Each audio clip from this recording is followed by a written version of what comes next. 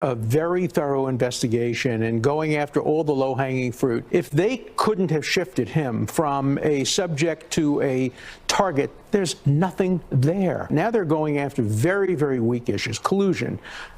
I challenge Mueller to tell me what statute is violated by collusion. Dershowitz. Throwing down the gauntlet. So was the news that Trump's not a target a plus for Trump and a setback for his foes at CNN? We stopped by their offices for comment.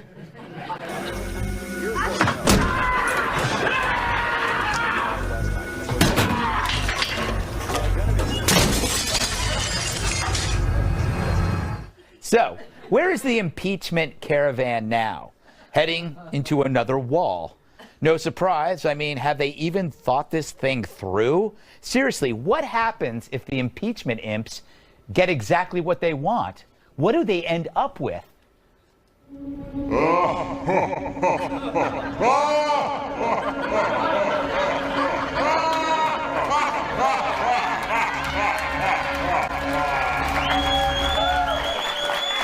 That's your plan? I love that plan. Replace a centrist Republican with a guy who's so right-wing he makes Genghis Khan look like Grandpa Walton. But the left never has a plan, always seeking to replace things that work, a free market, a border, a president, with crap. Communism, socialism, identity politics, patchouli, tofu. No wonder everything they touch ends in suffering. If history was our guide, we'd build a wall around them. But last and never least, there's this. A former First Lady compares Donald Trump to being a bad parent. The 8 years that Barack was president, it was sort of like having the good parent at home, the one that told you to eat your carrots and go to bed on time. And now perhaps we have the other parent. Maybe it feels fun to some for now because we can eat candy all day and, stay up late and not follow the rules. That wasn't a bad metaphor, except for the last line. It feels fun for now because we can eat candy all day. So what's the candy? Is it more jobs, less ISIS, progress with North Korea, Gorsuch, tax cuts? Because if that's the candy, what does that make Donald Trump? The candy man can because he mixes it with love to make the world taste good. Candy man, candy man, candy man, Yeah! All right. Let's welcome tonight's guest. He's like James Bond, but with better hair. Former CIA officer Buck Sexton. Like falling through a plate glass window, he'll leave you in stitches. Comedian Joe Mackey. She's only cheerful when she has a beerful. National Review reporter Kat Timpf. And he can literally move mountains. Impact wrestler and my massive sidekick, Tyrus.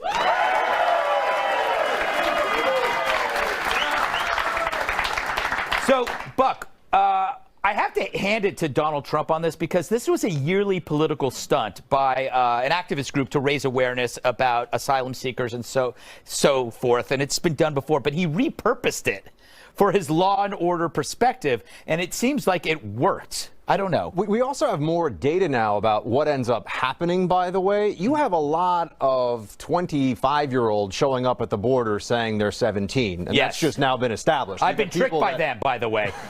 They tell me they're 25. So, anyway. So there's a lot of that happens. And also, what I think people started to recognize this week is that they're actually not illegals. Yeah. They were going through, this is a caravan going through a mountain-sized loophole. This was an enormous loophole where they literally show up to Border Patrol and they say, here we are. Can you put us on those buses and send us to the places where you give the people the free place to stay and the food and tell me to show up in immigration court in about 5 years? Yes. We'll see how that goes. No, it's a good point. Joe, I think this was poor planning on their part. Here you have a president who's so old world, all law and order, and they go, let's just send 1,000 people to the border. He won't do anything. Yeah, caravan's a terrible way to sneak into a country unless it's a Dodge Caravan. I've said that a million times, and I'll say it again. But I'll tell you what, they were upset that about the presidential election in Honduras. Well, I don't think that they're going to like the president here because Trump probably wouldn't have done well in that election. Yeah, that is true. That is true. Kat, I kind of think what bums me out about the caravan, it's actually an important issue, people trying to get out of bad countries. But how can just being a citizen of a country make you an asylum seeker? There's got to be like war and pestilence and hell, right? Yeah, I would agree with that. Thank you. Mm-hmm. All right. Guess that wasn't much of a question. No, I think that the one issue I had with this is Trump said this represented like a massive influx of illegal immigrants, when really Border Patrol agents have said this is pretty typical of what they see every day. Yeah. And also, border crossings have dropped dramatically. Mm-hmm. There's not this new massive influx. And I do think that Trump deserves credit for that. I don't think he's giving himself enough credit. Mm-hmm. They've dropped dramatically. So there's not this new massive wave. They're way down. Yeah. But it's I think it's because he's a metaphorical wall. I mean, like if somebody who just gets elected says you're not allowed to come here, it's going to send people back, right, Tyrus? Or yeah, I think it was interesting because we live in a world now where no one's ever really beaten or loses an argument, and they were pretty much told you're not coming to America. So they're like, beautiful Tijuana. We are now going to beautiful Tijuana, ladies and gentlemen. Tijuana, where everyone gets a fresh start, you know? Yes. Man, it's amazing over there. It's kind of like America, just drunker. Yes. It's going to be great. So Tijuana they is where your life move ends. that. This journey, it'll get Morgan Freeman, the narrator, now in Tijuana, where they find their new life. So they didn't really lose. They can't give it, he sent the National Guard, and they're like, maybe they're going to do clerical work. Nah, bro, they're not clericing nothing. They're clicking and clacking and making sure you're not crossing. Yeah. But, that was the whole thing today is they changed the narrative to where it was just a symbolic. Right. Except they didn't tell the people on the buses who packed everything they possibly could in underneath the bus, and they didn't tell them that it was just it's just a little thing they're going to show off, and then everyone's going to go back to Honduras. Yeah. No, they're stuck in Tijuana now, and there's not a lot of jobs out there. Yeah, there are a lot of jobs, but they're not jobs that you want. Apparently, I would not do that. All right, so what's final questions? If nothing seems to be working, Buck, when they're going, if collusion doesn't work and Stormy doesn't work and infidelity doesn't work, collusion, dementia, what should the left do now? To win the midterm election? Yes. Just not be crazy. But they can't manage to do that. Yes. No, I really mean that. Like, if they actually focus, they know what the answer is here because of what happened in Pennsylvania with Connor Lamb. If they talk about issues that actually matter to the American electorate, they have a chance of winning some of those toss-up races that right now are actually trending a little bit Democrat. But if they do what you're talking about, you cannot turn on CNN without seeing either Vladimir Putin's face or Stormy Daniels. Yes. That has become the network mantra right now. They got to put them together. Stormy Putin? Stormy Putin. That sounds that sounds like a medical disorder. Joe, final thoughts on how things are going in general? Maybe we could get Katy Perry out there on the campaign trail earlier this year. Yes. Yes. She really helped, don't you think? From some people's perspective. Yes. Mainly not hers. All right. Coming up. Should she be ashamed of all the people she's blamed? Hillary keeps talking, and I keep talking about her.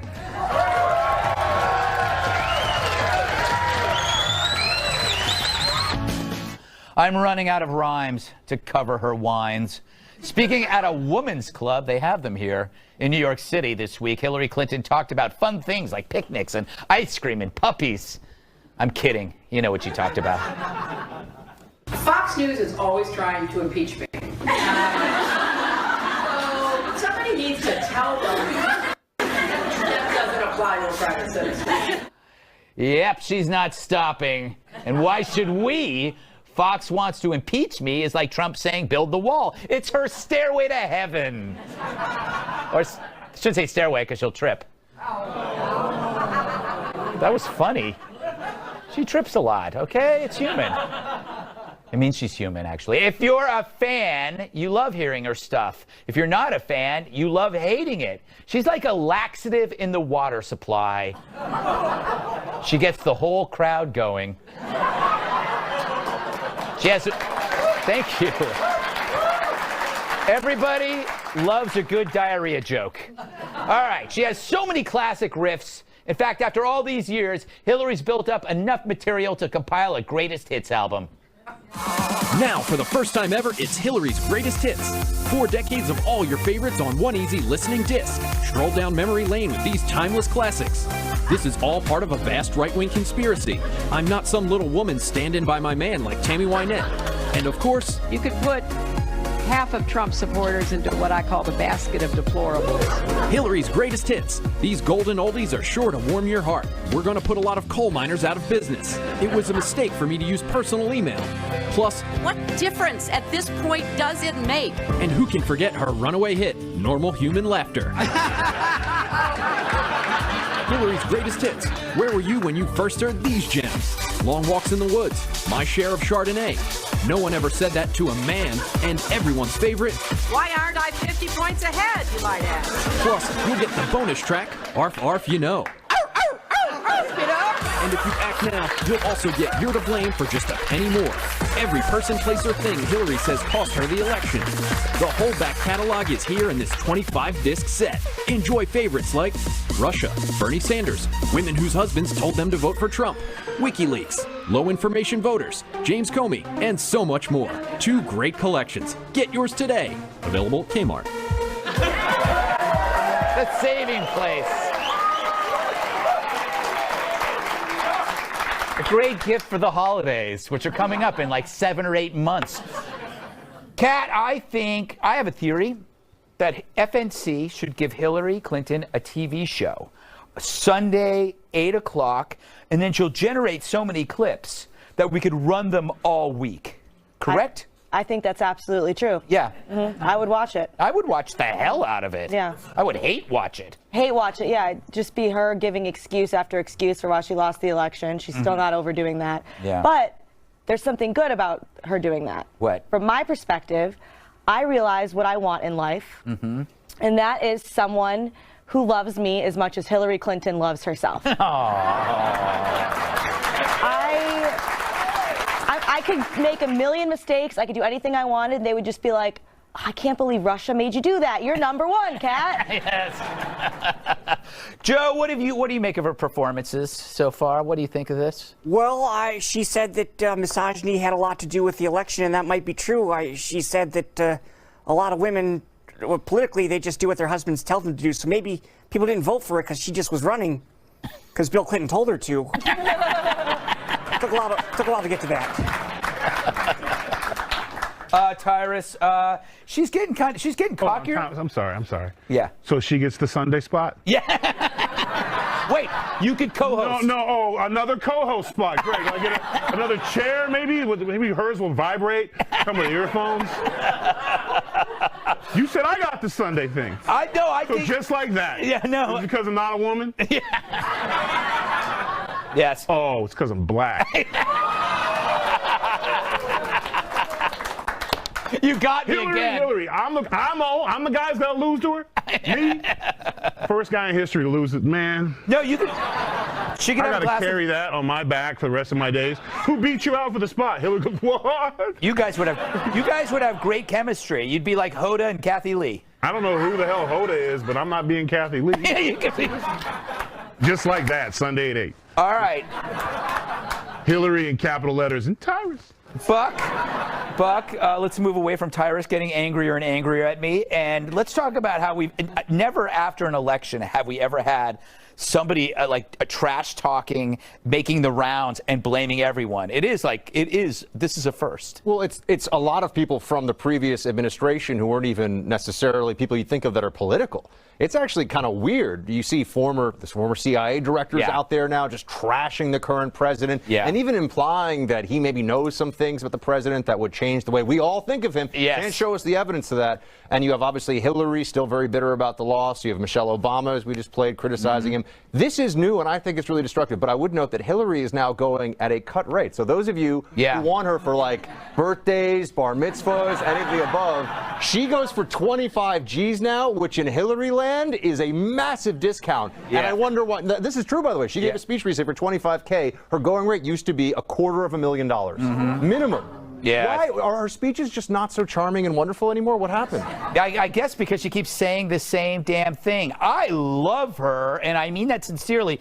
You know, with a TV show is a lot like a house when there's like all of a sudden you find a hole that you have to fill, and like a B block. What are we going to do in a B block? It's been a slow week. She's Spackle. Like, okay, oh, like we can use Hillary will say something, and we can use her to fill an empty space in a show. I call it Hillary Spackle. Look at you guys. I can tell you're excited. All right. Look at this. You know what this is? Yeah. You know it. It's great. So, for the longest time, people on the street and at churches and at places where I do my volunteer work with the kids, they're always asking me, Greg, I love your monologues on the 5. Where can I get them? And I go, I don't know. I don't have the internet. But we decided to put all the monologues into one book where you can buy it, and it's got like tons. It's got so much new bonus material, it'll make you sick. So I actually comment on my monologues and tell you if they're right, wrong, or if they're suck, or if they're still good. Oh, there you go, right there. It's a beautiful book. Go to Amazon.com, pre-order. You go to SimonandSchuster.com and pre-order, and I don't think you'll be dissatisfied. All right, still to come, are Christians bad people? One university thinks so. We'll break down the madness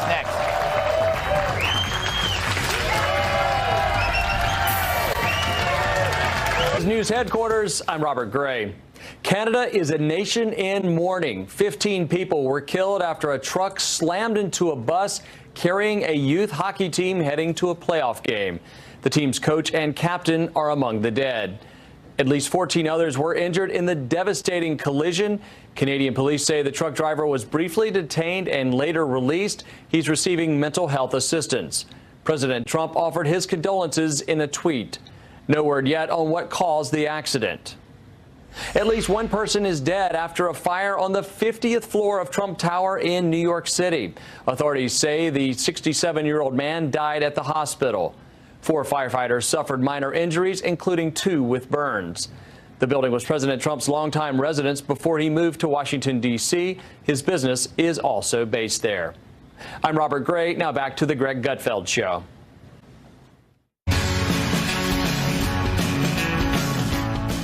Apparently, it shouldn't please us to love Jesus. That, according to George Washington University, who goes there, who this week is hosting a Christian privilege workshop that teaches followers of Christ, white ones mainly, that they unfairly receive, quote, unmerited perks from institutions and systems all across our country. Like all workshops, it has stupid goals for its students, who by the end of this dreariness should be able to list 3 examples of Christian privilege, describe what is meant by privilege overall and white privilege specifically, describe the role of denial when it comes to white privilege. If you disagree, it's denial. And finally, why it's not a sin to think I'm drop-dead gorgeous. No argument on that one. My secret is always to stay hydrated.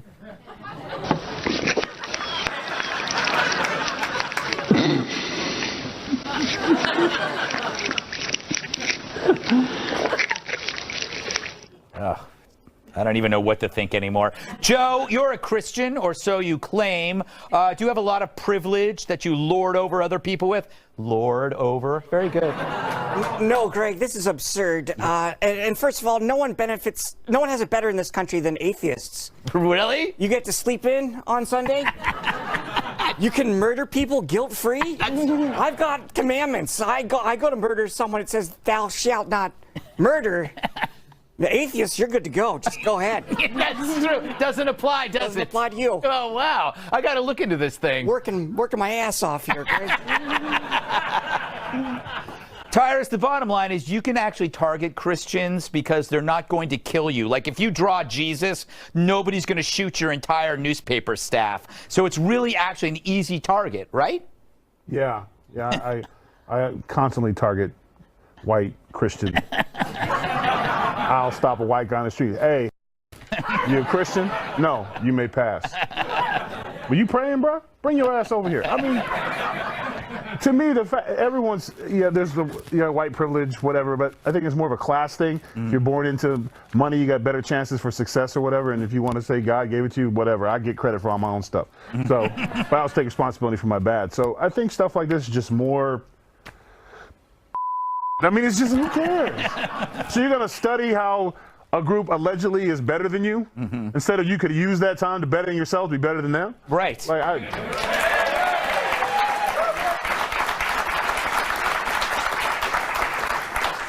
Look, I have a theory that the biggest privilege of all privilege is the oppressed privilege. As long as you can, like, basically intimidate other people into accepting that you are oppressed, no one can touch you. But that's just a theory.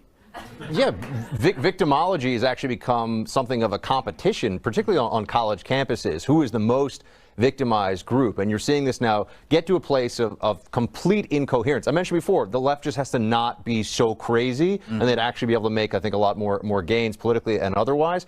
But here, what you see is it's not even clear what they're trying to say. I mean, I guess it's an extension of white privilege. But you know when you were kids and you made up your own language and you would speak to each other? Yes. Maybe you had friends, so you didn't do that. But I'm just saying, like, when you're a kid and you do these things, poor fuck. I'm just saying, you make things up. This is what it is when you have these intersectionality disputes on college campuses. They're coming up with new words, with concepts that are self-contradictory, and they get in these fights over who's the most oppressed. They even have made the case that the Fighting Irish mascot, which I feel like, I could say, not a problem, that is a problem. Just wait till they figure out what the Vikings were really like, by the way. Oh, yes. Then there'll be problems. And let's not even mention the 49ers. Huh? They weren't just panning for gold, if you know what I mean, because I don't. I frankly don't. And the Raiders, those are pirates, right? Well, those guys they were a joyful bunch.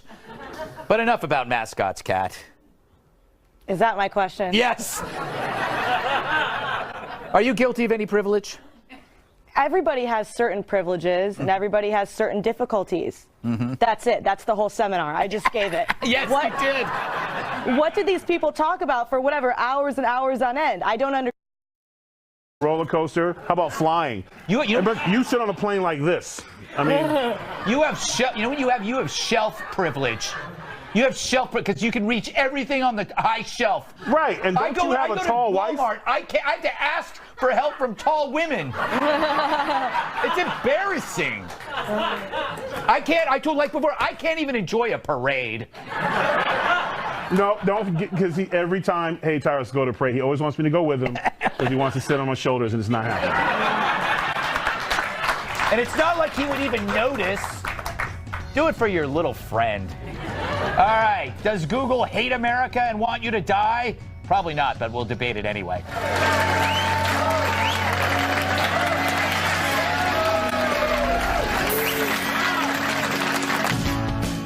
Helping our nation is not their station. So while everyone's freaking out about Facebook, consider the juvenile jerk faces at Google. Thousands of employees there signed a letter protesting the company's work with the Pentagon. The letter's gist, quote, "We believe that Google should not be in the business of war." Never mind that Google and the Pentagon are working to make drones more precise so that only the bad guys get taken out, not civilians. No, these Googlers would rather keep their hands clean. Thank God their great-grandparents didn't feel that way about World War II. They were faced with an evil that wanted world domination. Did they say, nah, we'd rather not? Hell no. American companies made up of men and women helped win the war. Actually, more so women, because the men were shipped off to fight. Rosie the Riveter was more than just a feminist meme. She was a national call to action. Google it, you Google heads. During World War II, U.S. industry produced 300,000 planes, 100,000 tanks, and billions, tens of billions of bullets. If it weren't for that generation, there'd be no freedom, no America, and certainly no Google. So we need more Rosies and fewer posies.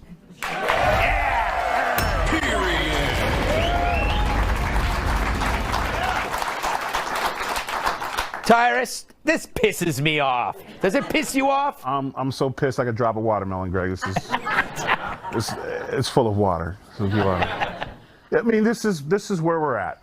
This is where we're at. I'm not helping the Pentagon because they might hurt people. But it's the same. Pentagon keeps your ass safe so you can write your little blogs and talk your trash. And I guarantee you, if someone kicked in your office and had you berated down, you'd be screaming, "Where's the help? Where's everybody else?" Well, we had this drone that would have flown in and stopped it, but sorry. Yes. I mean, police officers, firefighters, paramedics, doctors, they don't get to choose. Yeah. They don't say, you know what, that guy has different ideology than me. I don't want to help him. Yeah. I'm not into the other side thing. Like, it's just crazy that this is the time we live in, that is acceptable. I would have fired every one of them some.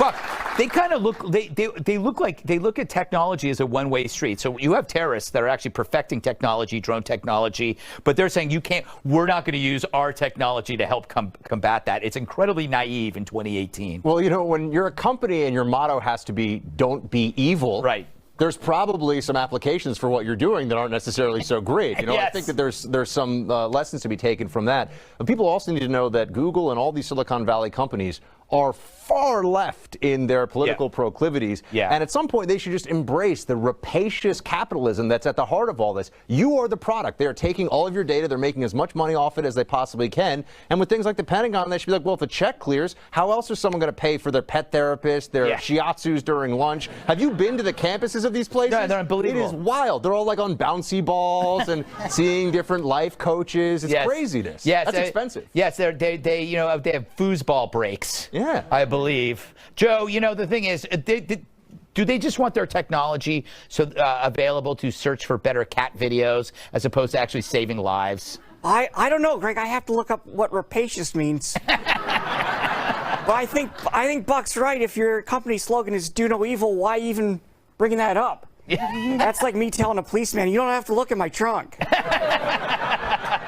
But I think you're also right, Greg, that they're already doing some bad things as it is. They're letting us spy on ourselves for them. Yeah. For free email. Yeah. It's true. But I love the free email. It is nice. It is nice. No, it's still. I sit there and I go, why am I using Google email? Why am I doing that? It's because it's easy. I've accepted it. And if you have an AOL email, people judge you as Oh my God. Yeah. I think I still have GeoCities. I don't know what that is, or Alta Vista. I still use Ask Jeeves. People don't even know how to get there. It's still a thing. I think Jeeves died in a horrible accident. Kat, patriotism apparently is no longer a virtue, but a virus. A computer virus, perhaps. I know. Are you going to disagree with me? I think that there's nothing wrong with being anti-war. But in this instance, what this is supposed to do is make war less deadly and not kill civilians. Right. So supporting this technology is anti-war. Yes. So that's what I think that they don't understand. The only thing that's scary is this government having this kind of surveillance technology in general. I think that when in doubt, you should always just be afraid of the government at least a little bit. Yeah, and the thing is, we are in an era where privacy is effectively dead. I don't know how we're going to get that genie back in the box. Right. They say they'll just use it for counterterrorism, but I highly doubt that. I'm okay with it. I've already accepted that privacy, to paraphrase Nietzsche, is dead.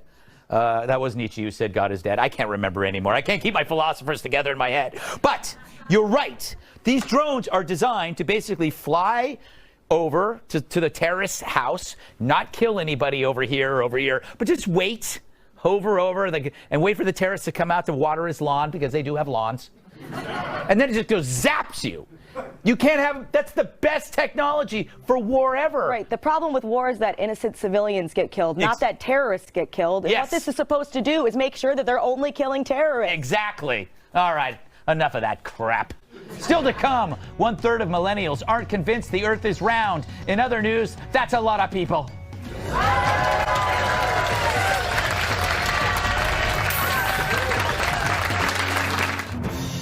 We're waking up America and we're telling them what's going on in the world. And that is such an awesome responsibility, but it's fun. What we're trying to do is not only tell you what's going on, but the backstory. We're able to tell the folks at home, hey, this is important to you. This is why you need to listen. We have a great, honest conversation about what's happening in the news. When people meet us, when they see us, they feel like they know us, because guess what? They do. The only way to be successful on Fox is to be yourself. And you know what? We do that every day.